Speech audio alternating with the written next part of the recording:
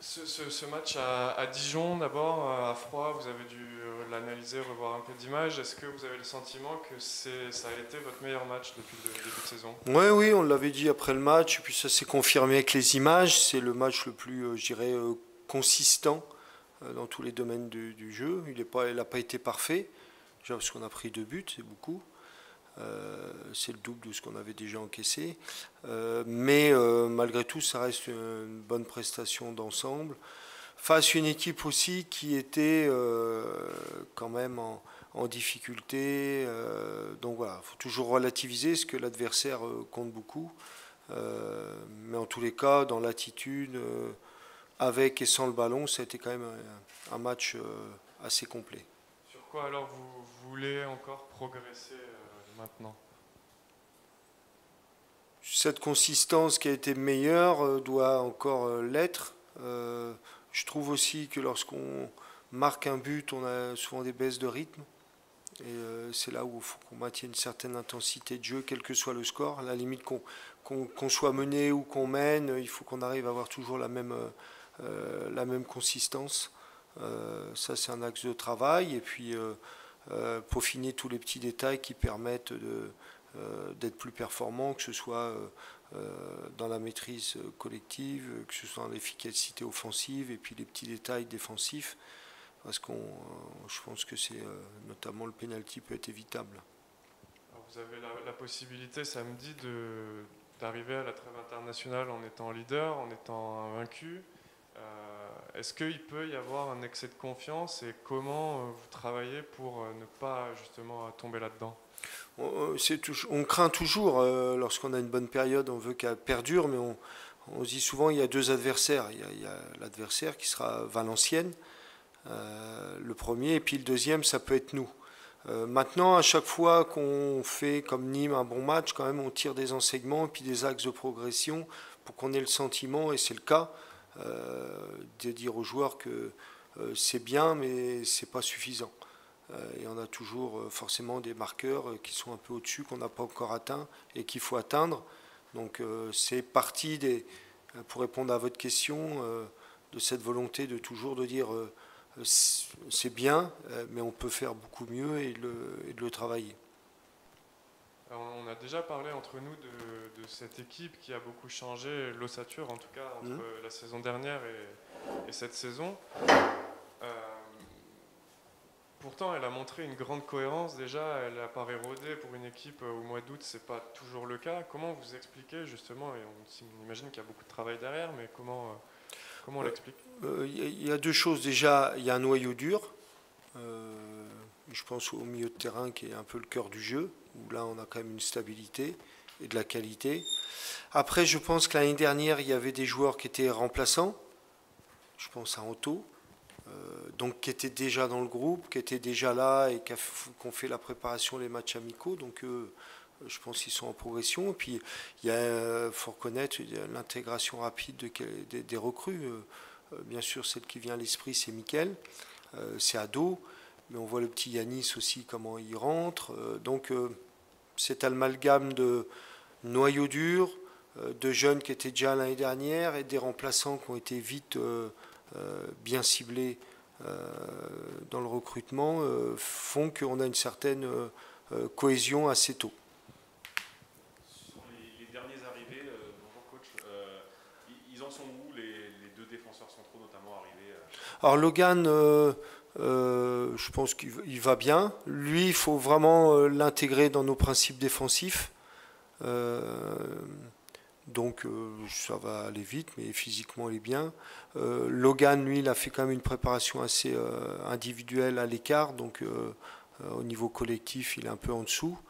Mais on va avoir du temps et la trêve internationale va nous servir de ça. Donc pour ces 2 recrues-là, voilà, ils sont pas loin, mais quand dans pas loin, il y a loin, quoi. Concernant, j'ai une petite question sur Denis Genreau aussi, qui Oui. commence à prendre un peu du temps de jeu. On a pu voir qu'il sentait quand même un peu le football au milieu de terrain. Vous êtes satisfait de la première semaine? Oui, oui, j'y ai dit d'ailleurs, vraiment satisfait parce que on sait qu'il a des qualités. L'interrogation, c'était l'adaptation au continent asiatique, Océanie, à la Ligue 2 foot. Même s'il est français, mais lui, il n'a jamais évolué. Et avec les entraînements, ces entraînements de match, on sent bien qu'il prend le rythme et puis de la Ligue 2 française et les caractéristiques. Et c'est vrai que les remplaçants, d'ailleurs, ont tous apporté un gros plus. Et à Dijon, c'est ce qui a fait la différence. Et c'est un jeune joueur qui va grimper et prendre de la consistance. Justement, en ce qui concerne les recrues qui sont arrivées, est-ce que vous en attendez d'autres, vu que le mercato s'achève très très bientôt? Et si oui, à quel endroit? On espère toujours. Déjà, il faut voir s'il y en a qui vont partir. Il faudra qu'il sera remplacé, donc il est possible qu'il y ait encore un ou deux départs. Et puis, on attend quand même un attaquant supplémentaire dans ce secteur-là. En parlant des attaquants, Nathan a mis un doublé, Ado un but aussi, son premier but sous ses nouvelles couleurs. Est-ce que vous pensez que ça peut débloquer, que ça peut les transformer, surtout Ado qui était un petit peu en difficulté depuis le début de la saison? Ado, je trouve qu'il n'est pas en difficulté parce qu'il fait à chaque fois, après le match, il dit je suis un peu mitigé. Puis quand on voit les images, il fait beaucoup de bonnes choses. Mais il est sûr que lui, c'est l'adaptation la plus difficile déjà dans le secteur offensif. Et puis venant du Japon, c'est vraiment un autre football, une autre culture. Mais je le trouve quand même extrêmement généreux dans toutes les phases. Et j'espère que ce but-là va l'aider. Mais en tous les cas, il aide beaucoup déjà l'équipe et je pense qu'il n'a pas encore atteint la plénitude avec l'effectif. Quel sera votre discours avant le match de Valenciennes? Est-ce que vous utiliserez comme levier le fait que l'équipe, même si elle a été un peu modifiée, a perdu 2 fois contre VA? C'est dur de faire les références. Une déjà parce que moi je ne l'ai pas vécu. Donc je sens que ça a marqué les esprits ici, mais nous on n'a pas été impactés par ça parce qu'on ne l'a pas vécu. Et je suis plutôt à vite tourner les pages, quoi. Même notre bonne dynamique là, on repart à chaque fois à zéro. C'est-à-dire ce qu'on a fait c'est bien, mais c'est fini. Ça ne nous garantit pas pour le futur. Donc non, puis il y a pas mal de joueurs qui sont comme moi, qui n'ont pas été impactés ni concernés. Le passé, il faut s'appuyer dessus, mais ce qui nous compte pour nous, c'est le présent et l'avenir. Est-ce que vous préférez une victoire 4-2, 5-2 ou 1-0? 4-0. Elle n'était pas dans la question, mais c'est ce que je préfère quand même. Coach, pour revenir rapidement sur Ado, on le voit très présent dans les tâches défensives.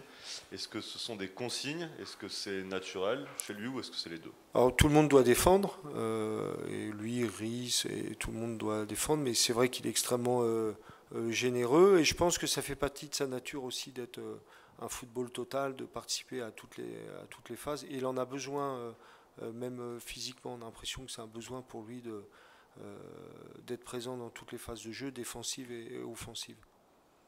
Je voudrais revenir sur Logan Costa parce qu'on n'a pas eu l'occasion d'en parler encore. Est-ce que vous pouvez nous parler un peu de ce joueur et aussi nous dire dans quelle mesure vous comptez l'utiliser? Est-ce qu'il arrive en tant que doublure? Est-ce que vous pensez l'utiliser titulaire? Bah ça, titulaire, ça se fait, la vérité sort du terrain, donc je ne le planifie pas. Pour l'instant, pour lui, c'est un jeune joueur. C'est vrai qu'on peut se dire, tiens, au niveau défense centrale, on en a 3 de 20 ans, je crois, Moussa, Anto, Diakité, et lui, donc on en a 4, mais le talent n'attend pas le nombre d'années. Lui, pour l'instant, on va voir où est-ce qu'il en est au niveau du rythme, parce que vraiment il n'a pas eu de préparation collective, il s'est entraîné un peu à part, donc il y a un peu d'incertitude. Après c'est un profil intéressant, avec beaucoup de puissance, jeu de tête, mais très technique, aussi avec une bonne qualité de relance, pied droit, pied gauche, donc c'est un garçon qui a un bon profil complet, et pour être titulaire ça se jouera à l'entraînement, et comme on dit, la vérité sort du terrain. Justement, on parle de profil. De manière plus générale, comment ça se passe pour le mercato? Est-ce que c'est vous qui proposez des profils qui sont validés? Est-ce que c'est l'inverse? Comment vous travaillez avec? On travaille ensemble, en fait, collégialement. Il y a des besoins. Forcément, quand il y a un attaquant qui s'en va, on ne va pas recruter un gardien de but. Donc, on est à peu près d'accord là-dessus. Donc, ça, c'est pas le plus compliqué. Et après, il y a des listes de joueurs qui ont été identifiés, et que nous, on consulte. Et puis, on donne nos préférences sportives. Puis après, il y a l'aspect aussi financier qui rentre en jeu.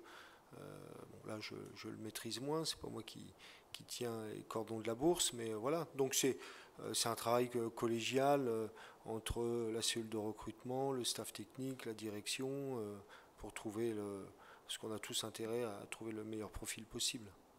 Amin Adli va partir. On a parlé de l'arrivée d'un attaquant juste avant. Est-ce que c'était conditionné à cette vente-là? Bon, c'est pas moi qui tiens les cordons de la bourse, alors je peux difficilement vous informer là-dessus. Mais ce qui est sûr, c'est lorsqu'il y a un départ, on essaie qu'il y ait une arrivée.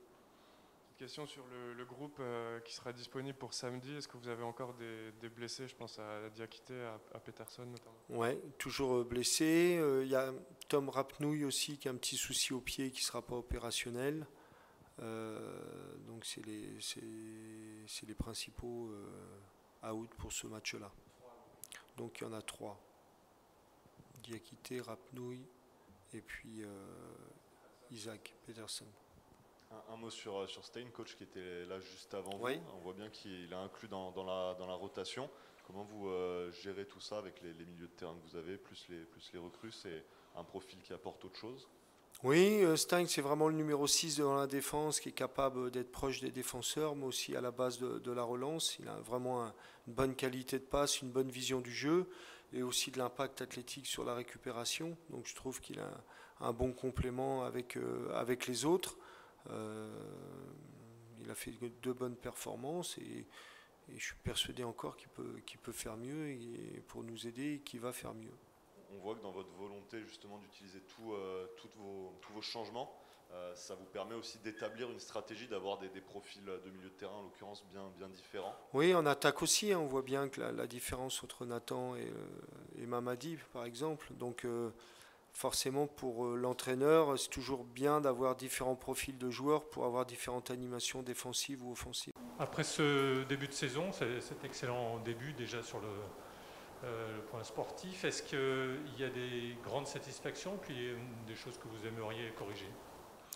Bon, la satisfaction, c'est bien sûr les résultats, l'état d'esprit du groupe, parce que quels que soient les matchs qui ont été difficiles ou moins difficiles, on a toujours affiché un très bon état d'esprit, d'engagement qui correspond, je pense, à l'esprit toulousain. Et on aspire forcément à avoir déjà de continuer à gagner, ce qui est le plus dur. Être en haut, c'est une chose, y rester, c'est bien plus difficile. Et à chaque fois, d'être plus en plus fort à chaque sortie, quoi. On n'est qu'au début de saison, c'est bien, il y a des motifs de satisfaction, mais on sent bien qu'on a la volonté d'être encore meilleur dans tous les secteurs du jeu. Question qui n'a rien à voir avec le TFC ni avec la Ligue 2, mais Messi pourrait peut-être débuter avec le PSG ce week-end. Putain, moi, il m'a fait peur. Avec le Valenciennes FC, ça m'avait fait peur. Là. On sait jamais. C'était René Messi, mais c'est pas le même. Non, qu'est-ce que ça vous inspire de cette arrivée, de le voir ici? Vous l'avez croisé aussi pendant votre carrière. Là, je l'ai joué plus d'une fois. Non, mais c'est un plaisir d'avoir un tel joueur dans le championnat. Mais je vais être extrêmement banal, mais ça va être au-delà d'une attraction, ça va être aussi un point fort pour le PSG. Pas seulement pour le titre, mais pour la Ligue des Champions. Il y a besoin de joueurs expérimentés qui l'ont déjà gagné. Donc ça peut renforcer tout ce qui renforce le PSG, renforce le championnat de France. Puis c'est un événement aussi pour les spectateurs et les téléspectateurs. Vous en gardez quel souvenir de l'avoir affronté? C'est compliqué. Déjà c'est un charmant garçon, parce que chaque fois qu'on se croise, la classe. Compliqué parce qu'à la limite, la seule fois on a battu le Barça, c'est quand il n'était pas en forme. Quand il n'est pas en forme, vous pouvez les gagner. Quand il est en forme, c'est injouable. J'ai vraiment vu des fois capable de dire bon allez, j'y vais, je m'en occupe, dribbler tout le monde, soit marquer ou faire une passe décisive. C'est quand même un joueur phénoménal et c'est une richesse et un plaisir de l'avoir dans le championnat de France.